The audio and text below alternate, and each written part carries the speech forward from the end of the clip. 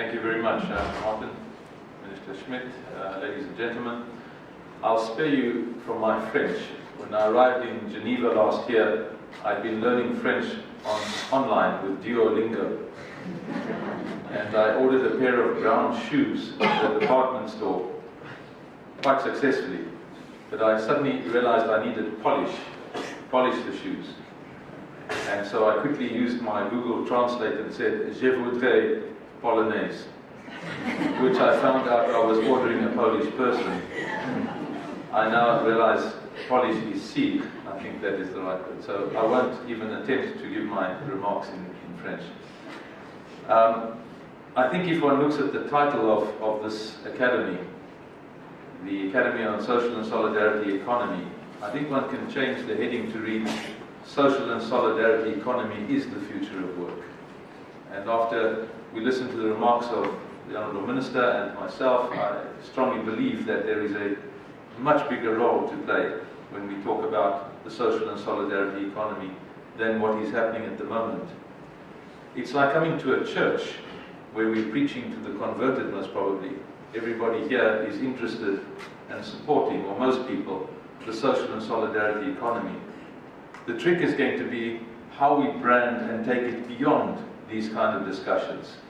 And we're looking forward to this week of deliberation to see how we can package and take forward what is happening. The government of Luxembourg certainly is a model that can be emulated elsewhere. And we are grateful, and I'd like to join our Director General, Guy Ryder, in extending our sincere gratitude to Minister Schmidt and to those assisting, Nadine Müller and Jean-Christophe Berkel, for all their assistance in putting this together. It's an honor for us to be holding this academy in Luxembourg. These academies have become an annual tradition for us, providing a space for exchanging experiences, methodologies, best practice and challenges between social and solidarity actors across the globe. Along these lines, I'd like to remind you what was said. We certainly don't want you to be here as listeners. We'd like your input so that when we go home back to Geneva, we can provide input and ideas into the recently created Global Commission on the Future of Work. If one looks at the scenarios in the world at the moment, there's two scenarios that we're really facing. When you listen to the scenario planners, we've got the social deficit, which is huge, and the environmental issues. And so in the ILO, when we conduct any of our work in going forward, we underpin everything against the environmental impact that is going to be made. And I'd hope to think that while we talk this week about the social economy, that we will also factor in the impact on the environment and what we can do through the social economy to improve the environmental situation. The world has lost the plot. I think that when I was at school, my mindset was formulated in two different areas. I come from the private sector and spent most of my career in South Africa in the financial services sector. And I was taught about a PC. And if I use the letters PC, you would most probably think personal computer. But as I worked in the ILO in 21 different countries in Africa and also elsewhere in the globe, I found out that PC means power and corruption and impacts very heavily on what we are trying to achieve. And in the private sector, I learned in some areas, not all, that they've redefined the spelling of the word profit from P-R-O-F-I-T to be spelled G-R-E-E-D. And that is something that also defines the environment and the societies in which we work. And so it was important for me that we start looking for a value proposition. The world is looking for a value proposition that is going to reduce the social deficit, one that is going to pull in the human being. We need to redefine and go back to the value of a human being, rather than being a commodity and one that can be dispensed with very easily, to being the very essence of what we're about, the value of a human being. And so the social and solidarity economy brings in that value proposition that we're looking for in the world. And therefore it's a model, maybe an alternative model, that needs to be more widely considered. Recent crises have had a global impact and have underlined growing issues with regards to inequality, the environmental degradation, unemployment and precarious work. With regards to inequality, data reveals that the gap between those holding the greatest wealth and those with less is getting wider on a global level.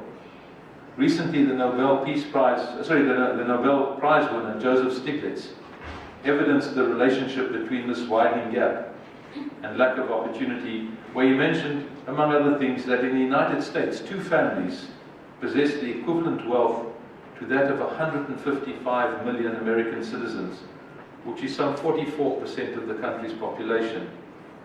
Comparable trends of growing inequality can be observed in many other countries as well. Aside from growing inequality, environmental degradation is an ever-growing concern for our planet, our people and our economies. The environmental pillar of sustainability should be at the center of every public policy decision on level playing fields with society and economy. For us at the ILO, the growing unemployment and the questionable quality of available work is of primary concern. I've just come back from a trip in Asia where we're looking at the creation of work with decent work. And we have examples where we're involved in the Rana Plaza collapse, the buildings in Bangladesh, and recently a visit with the Ali factory fires where many people were killed.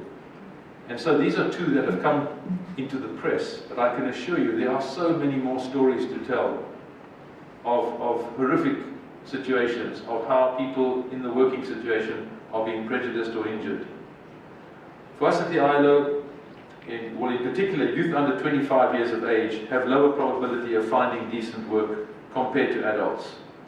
There are 168 million children in the workforce, 21 million individuals in working conditions of forced labor or slavery, not to mention the issue of informal work, employing more than half the workforce in developing countries and putting them in situations of marked vulnerability, not to say suffering. Guy Ryder has recently stated that putting aside economic, social and environmental crises impeding sustainable development, the world faces the crisis of values, difficult to be dealt with by a society conditioned to a discourse centered on technocratic efficiency. Why is the ILO working in the area of social and solidarity economy? Our mission is to promote social justice through the creation of more and better jobs, and does so through the decent work agenda. Our decent work agenda, which we take through our offices worldwide, provides a fair income, or for a fair income, security in the workplace, and social protection for families, better prospects for personal development and social integration, freedom for people to express their concerns, organize and participate in the decisions that affect their lives, and equality of opportunity and treatment for all women. And I also concur with Mr. Smith's comment of it's good to see so many women participating in this academy. I nearly said conference. All in respect of the fundamental rights and works and mechanisms for social dialogue. Indeed, our constituents made up of governments, employers and workers have expressed growing interest on complementarity and alternate economic paradigms to face the increasing complex challenges in the world of work, but also more broadly in sustainable development. We have the Declaration of Social Justice and a Fair Globalization that states that in a globalized world, productive, profitable and sustainable enterprises, together with a strong social economy and a viable public sector, are critical to sustainable economic development and employment opportunities. One thing that I find is missing when I visit various countries is that we talk about the content, and sometimes we find it quite easy to agree on the content, but the process is left out. The process is equally important as the content. So no matter what decisions we make, we need to understand that the process needs to go forward in an effective and implementable way. Also, the mindset that we have this week. We all come in boxes, and we're looking for creativity and outward thinking. I have a great-great-grandfather who worked for the British. I'm an Afrikaner in South Africa, and that has certain, in our apartheid scenario, has certain elements in the debate. But my great-great-grandfather carried the toolboxes for the British, and they decided to start an affirmative action program. which led to my great-grandfather and my grandfather working on the railways as labourers and later on as artisans as they improved their education. And my grandfather was on his deathbed in South Africa in an old age home. And he called me because my father and his two brothers were taken out of school by my grandfather and told they were going to be artisans, because that's how life was. You worked for the government, you worked in the railways, and you did your trade. And so my father, true to form, he was a wood machinist, and my two uncles had a similar trade. So my grandfather called me in and said, "Victor, I want you to promise me that you will go and work on the railways." And I said to him, "Opa," which means grandfather, "no, I'm sorry, I want to study law." And he said, "I'm not asking you, I'm telling you." And so I never gave him that promise. And the old man disinherited me as his grandson. It's a true story. And he ostracized me out of his will, and I never received any inheritance when he died. So life goes on, and I study law. I then became a legal advisor in my first job for the railways. So I wonder if I will get my inheritance. But it goes on. Vic has 4 sons. And so in his mind, and that's my mind, the environment has now changed from railways to the corporate environment. You go to school, you go to university, you get your degree, and you work in the corporate environment and you make money. And so my first son goes to university, and he gets a qualification, and he goes into the corporate world, and I tick the box and I have a smile on my face. My second son comes and he does the same. He studies, goes to university, and I tick the box. He goes into a similar way. But my third son comes along with dreadlocks and more earrings than me, and he says, "I don't want to go to university. I want to be an entrepreneur. I'll do a diploma. I want to do music concerts on farms." And I said to him, "You don't understand." And I sit him down and I start giving him a lecture. He says to me, "Dad, don't you remember the story you told us of Opa? Aren't you doing exactly the same?" And then I realized that I put my grandfather in a box, and I thought my mind was open, but it was just as closed as my grandfather. And so when we sit here today, we need to recognize that we sometimes think we are creative thinkers and open thinkers, but our minds are in a box. And I want to encourage you as we go through this debate on the social and solidarity economy to start thinking more creatively as to how we can promote the social and solidarity economy as a model that can effectively address many of the ills and the inadequacies that we find in the world out there. I sound like a preacher, maybe that's what I should have done. The SSE enterprises and organizations are guided by the principles and practices of cooperation, solidarity, ethics, democratic self-management, and can take the form of cooperatives, mutual benefit societies, associations, foundations, non-profits, social enterprises, among others. So we're talking of a very wide range of aspects under the definition of social and solidarity enterprises. It presents in itself a variety of others, that's now the economy, as a viable and adequate response to recent crises. In fact, there's a growing interest of many governments in promoting public policies in a broad sense, linked to the SSE, such as France, Spain, Mexico, South Korea, South Africa, Tunisia, Italy, Costa Rica. But underpinning all of this is the important role that governments play, because it's through governments that the enabling environment is created. And many of the challenges that we find is that the debate is very rich about social and solidarity economy entities, but the enabling environment is missing. And that is where governments will have to play a strong role in creating this space. Secondly, and most probably even more importantly, our education systems do not address or teach the youth of today the components and the importance of the social and solidarity economy, and even the concept and the aspects of entrepreneurship. We're going to have to revise our education systems if we want to make inroads into future thinking. In many countries, social and solidarity economy, which includes various types of organizations with social and economic aims, employs a significant part of society and contributes greatly to gross domestic product. In Europe, for example, the social economy counts 2 million businesses, generating 8% of the GDP and employing approximately 14.5 million individuals. Therefore, the social and solidarity economy does offer an alternative and complementary model of production, putting the economy at the service of people and the planet, contrary to other economic paradigms and current trends. It can play a valuable role in emerging economies such as the circular and silver economies. We're doing some research in the ILO, which we're soon going to release, about the silver economy, which is a different debate, about the aging population in many of the countries. But the social and solidarity economy has a place to play when dealing with that component as well. In conclusion, I'd just like to make one or two other points. The value proposition is extremely important when it comes to the way forward. And that, for me, underlies the importance of the social and solidarity economy.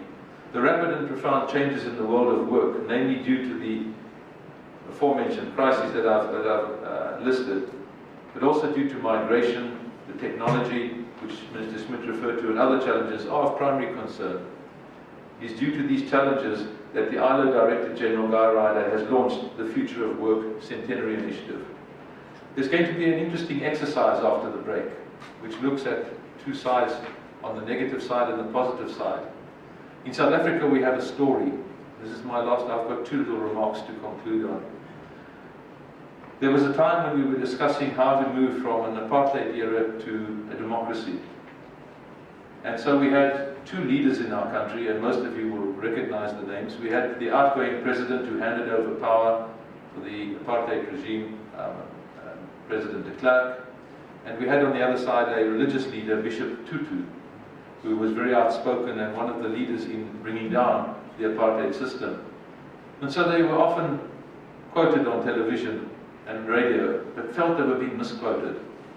So in one of their decisions, they decided to go on a rowing boat. And they got into a rowing boat and went into the dam so that nobody could hear their discussion and misquote them. And the wind came up, but the press had heard about this meeting. And so they were on the dam wall with their telescopic lens cameras, but they couldn't hear, but they could see. And the wind came up and it blew off the hat of F.W. de Klerk, his bowler hat. And it drifted away before he could grab it. And so Bishop Tutu, being a man of faith, said, "Not to worry, I'll get your hat." And he got out and he walked on the water. He brought back the hat. In the papers in the morning, can you imagine what the reporting was? A miracle at the dam. Tutu walks on water. What did we see in the conservative press? Tutu can't swim. Now think about that analogy. There's two kinds of people that are sitting here today. There's those who just see the challenges and the negativity of what's happening in the society. But there's those who see the opportunity and can seize those opportunities.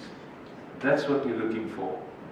Because in my travels, I'm finding that the overwhelming majority of people, the leaders, the government, the social partners, are continually telling me about the challenges they face, and very little about the opportunities that await out there to deal with those many challenges. And I'm hoping that this week we can come up with those concrete suggestions and ideas of how the social and solidarity economy can play a value-adding role to the societies in which we serve. Thank you very much for your time, and I wish you well during the week.